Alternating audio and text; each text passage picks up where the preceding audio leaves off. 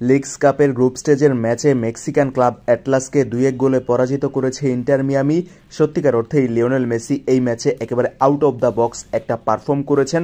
যেভাবে 2টা assist provide করেছেন, ইন্টার মিয়ামির 2টা গোলেই সরাসরি মেসির অবদান এবং একই সাথে পুরো ম্যাচ দাপটের সঙ্গে একেবারে কন্ট্রোল করা যেটাকে বলে, সবকিছুই আমরা লিওনেল মেসির কাছ থেকে দেখেছি। এবং এই ম্যাচেই কিন্তু অভিষিক্ত হয়েছেন আরেক আর্জেন্টাইন রিক্রুট রদ্রিগো ডিপল। আর নিজের অভিষেক ম্যাচেই রদ্রিগো ডিপল পুরো 90 মিনিট মাঠে ছিলেন এবং একই সঙ্গে লিগস কাপের গ্রুপ স্টেজের এই জয়টাকে অবশ্যই আপনি তখনই হাইলাইট করবেন বা বুঝবেন আসলে কতটা ভাইটাল একটা ম্যাচ, যখন দেখবেন পুরো ম্যাচ এক এক গোলে সমতায় ছিল এবং 90+6 মিনিটে মেসির অ্যাসিস্টে ওয়েগেন্টের গোলে ইন্টার মিয়ামি জয়টা সিলগালা করেছে 2-1 গোলে।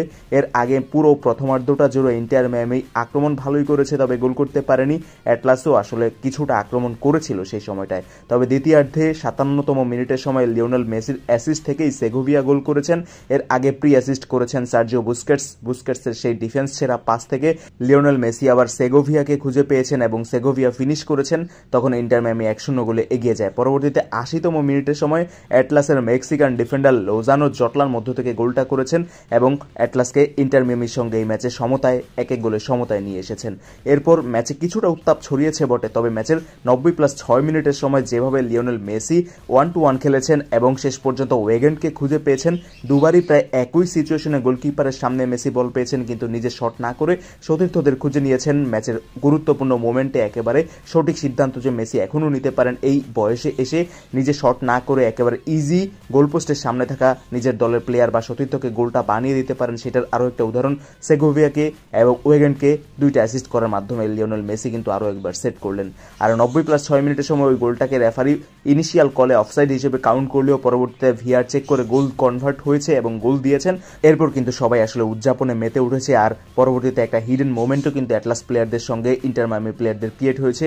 সে যাই হোক, ম্যাচটা যে জেতা গিয়েছে, রদ্রিগো ডিপলের অভিষেকটা যে অ্যাটলিস্ট খুব সুন্দর হয়েছে, মেসির সঙ্গে ডিপলের লিঙ্ক আপ বোঝাপড়া একেবারে আর্জেন্টিনার মতো খাপে খাপ না হলেও সেটা দিনে দিনে যে আরও ইনক্রিজ হবে সেটা ইজিলি আমরা বুঝতে পারছি।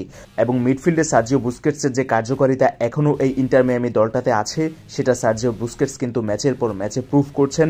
জর্ডি আলবা কিংবা অন্যরাও যে এই ম্যাচে ইনিশিয়াল রোল প্লে করেছেন সেটা কি আর বলে দিতে হবে। শেষ পর্যন্ত man of the match Lionel Messi হয়েছেন জোড়া অ্যাসিস্ট প্রোভাইডের কারণে। এবং পুরো ম্যাচে আসলে যেভাবে কন্ট্রোল করেছেন, রাইট সাইডটা যেভাবে অপারেট করেছেন, সবকিছু মিলিয়ে মেসি এই বয়সে এসেও আসলে একেবারে টপ নচ পারফর্ম কিন্তু বিয়ার করছেন।